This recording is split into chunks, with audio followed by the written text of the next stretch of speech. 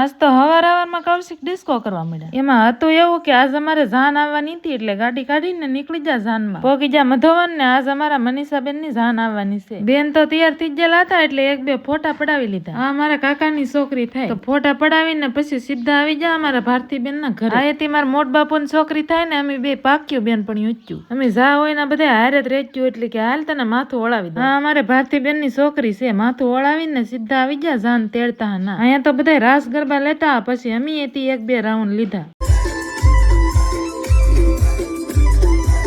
રાસ ગરબા પૂરા થયા ને વરરાજા આવી જા માંડવે. અહીંયા ઓખણા પોખણા કરીને સીધા આવી જા માંડવે કેમ કે અહીંયા હાર પહેરાવાની વિધિ હતી એટલે હાર પહેરાવી દીધો. પછી વર કન્યા બે માંડવામાં બેહી જાય ને પછી કાકાની બે કન્યાદાન દેવા બેહી જાય. આ બાજુ જાનવાળા ને આ બાજુ માંડવા વાળા એટલે ઈ બધા ગીત ગાતા ને અમે આવી જા જમવા. થાળી લઈને જમવા બેહી જાય ને મને ખમણ બહુ ભાવે. તમને ભાવે કે નહીં જરાક કમેન્ટમાં કહેજો. જમી કારવીને આવી જા ઘરે. હવે કાલ છે ને ભાઈ ની જાન લઈને જવાનું છે તો તમે છે ને સબસ્ક્રાઇબ ને ફોલો કરવાનું ભૂલતા ને. મળીએ કાલ.